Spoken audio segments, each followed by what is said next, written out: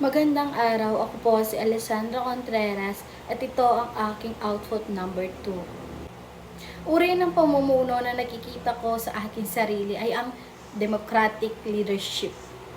Naniniwala ako na mas maganda ang desisyon kapag lahat ay may boses at nakakapagsabi ng kanilang mga opinyon.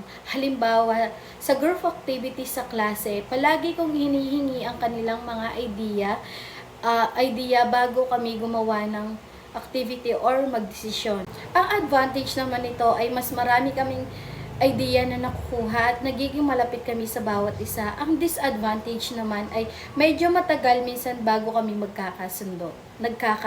Sa huli, pinipili ko pa rin ang democratic leadership dahil naniniwala ako na ang pamumuno ay hindi lang tungkol sa isang tao, kundi sa sama-samang pagkilos ng buong grupo.